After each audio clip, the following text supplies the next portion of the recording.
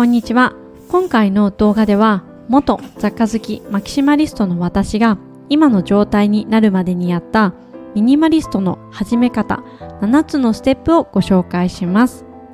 このチャンネルでは元雑貨好きマキシマリストで家族との関係をこじらせていた私がたくさんの物、こと、執着を手放してミニマムな心地よい暮らしを目指して整えていくチャンネルです。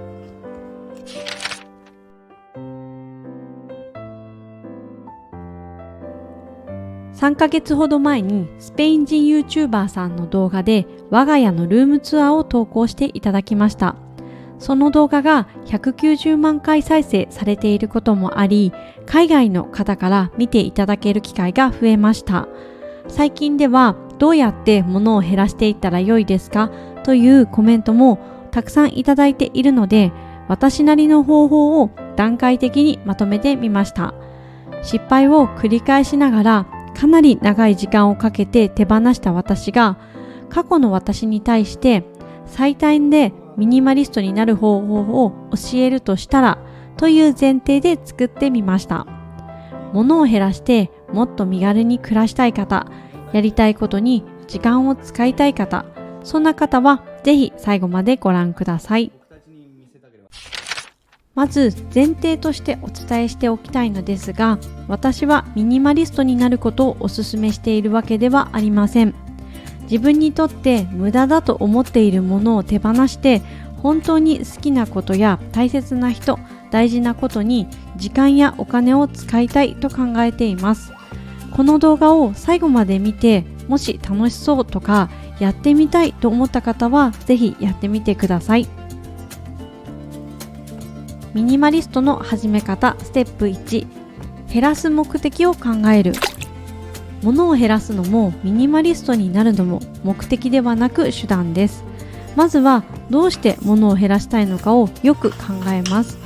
どんな暮らしにしたいのか、今の暮らしのどこに不満があってどう変化させたいのかを考えます。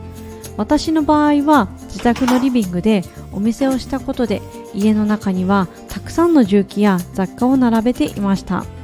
床にはたくさんの重機があって、家族がくつろげる空間ではなくて、小さい子供にも家の中で制限をしていることが多かったです。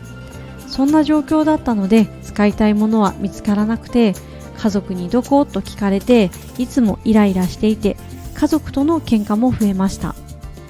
その時に私の幸せは何だろうと考えてみたら、私にとっての幸せは家族と仲良く笑って暮らすことだっていうことに気づき、そこから家族のみんなが居心地よく暮らすということを目的に物を減らしていきました。目的があるとそれを軸に物の用不要を考えることができるので、迷いもなくなります。目的がないままミニマリストになるとか物を減らすを目的にしてしまうと、とにかくたくさんのものを手放した後で心まで空っぽになってしまうというケースもあるので、まずはなぜ減らしたいのか、どんな風に暮らしを変化させたいのかを考えてみるのがおすすめです。ミニマリストの始め方ステップ2、ロールモデルを見つける。このロールモデルは理想の暮らしができていると感じることができるまで見続けることが大切です。どんなにめんどくさい、やりたくないと思った日も、実際に気持ちの良い空間で好きなように暮らせているロールモデルを目にすると、早くあんな風に暮らしたいと思ってやらなきゃではなく、やりたいという気持ちでどんどん取り組めるようになります。私が今ランニングを継続できているのも、自分が目指したいと思うロールモデルを毎日見続けることで、あんな風に走れるようになりたいという明確な目標を描けます。そして気分がいい状態でポジティブにランニングに取り組むことができるようになります。整理や片付けは人によっては苦になる場合も多いと思うので、そういう人こそロールモデルを見つけて楽しく取り組んでみてください。片付けはダイエットと同じで、嫌になってやめてしまうのが一番もったいないので、楽しい気持ちで継続できるように自分のペースで取り組んでみてくださいね。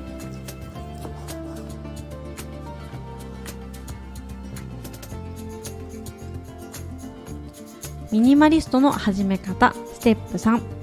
毎日使う小さなものから手放す。まずはスモールステップで物を手放すのがおすすめです。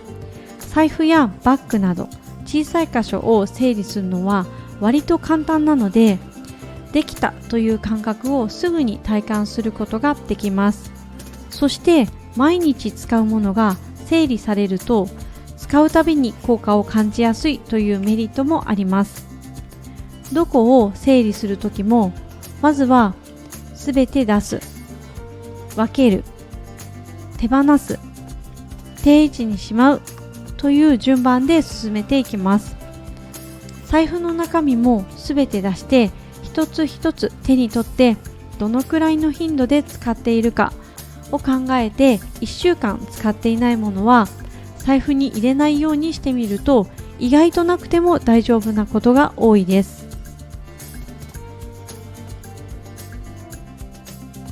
ミニマリストの始め方ステップ4、収納の中身を減らす。片付けをするというと、出ているものを収納の中に収めることをイメージしますが、収納の中が整っていなければただ放り込んでいるのと同じです。私の場合、物がたくさんある状態の頃は、毎日使う使用頻度の高いものは出しっぱなしの状態でした。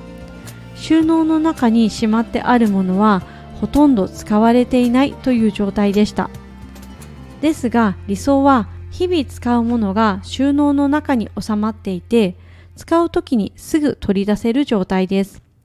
その理想の状態を作るためにも、まずは収納の中をすべて出して分ける、手放す、定位置を決めるのが良いと思います。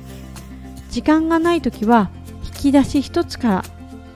そして少し時間があるときは冷蔵庫収納など、丸一日使う時間があるなら押し入れを一気に片付けるなど、時間に合わせて片付ける収納を決めてから取り掛かると、途中で断念したり、もう片付けをしたくないと思うことは減ると思います。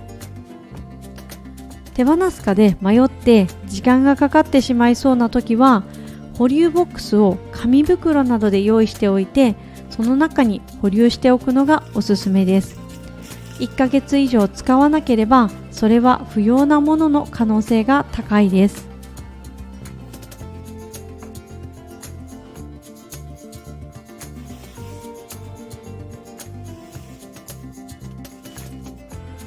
ミニマリストの始め方ステップ5、書類の整理をする。書類はかなり時間がかかるのと頭を使うので、しっかり時間が取れる時にやるのがおすすめです。書類は振り分けることが大切なので、まずは全部出します。私がよく失敗をしていたことは、振り分けをきちんとせずにファイリングすることをゴールにしていたことです。物も書類もですが、きれいに収納することよりも、使うときに迷いなく取り出せる使える状態を作るということが大切です。なので私の場合、まずはきれいにファイルされている書類を全部出してから、取っておく必要がないものやすでに終了している書類を捨てていきました。そうするとファイル自体が不要になって4冊くらいのファイルを処分できました。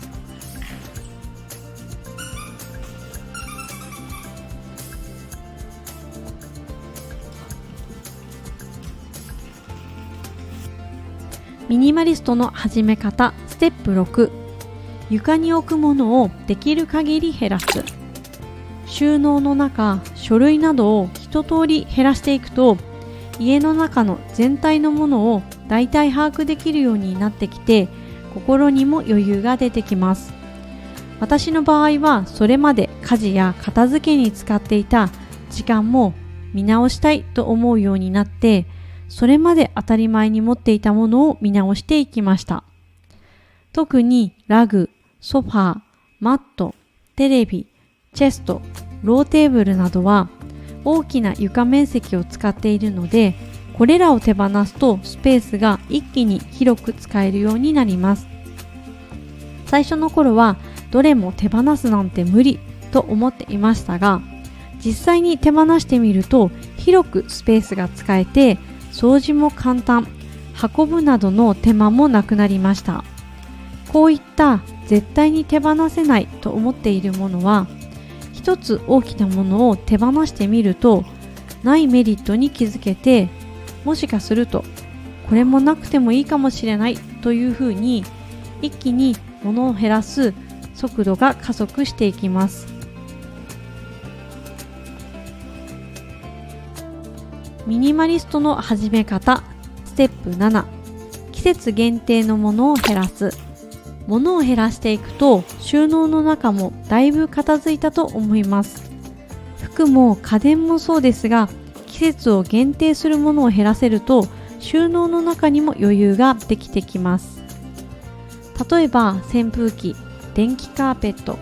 こたつ、電気毛布、ストーブ、クリスマスツリー、おひなさま、海水浴のグッズ、スキーやスノボ用品、すべてを減らす必要はないですが、季節が終わるときにこれは次のシーズンまできれいに保管しておく必要が本当にあるかということを考えます。私の場合は電気カーペットを持っていましたが、畳んでも割とかさばって、電気カーペットの上にはさらにラグマットを引く必要があるということを考えると、ストーブで部屋を温められればいらないかもしれないと思い、一度手放してみました。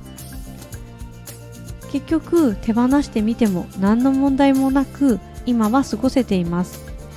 電気カーペットを持っていれば11月から3月くらいまでの数ヶ月快適かもしれませんが、それもたったの4ヶ月です。それ以外の8ヶ月は押し入れの中に保管されていることを考えると、なんだかもったいないような気がしてきませんか？暖かい靴下を履いたり、スリッパを履いたり、代謝を上げるために運動をするなどで代用することもできるので、まずは本当に必要かということを考えるのが良いと思います。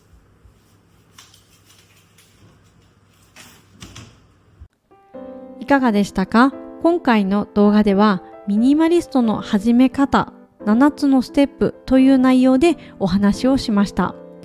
冒頭でもお伝えしましたが、ミニマリストは目的ではありません。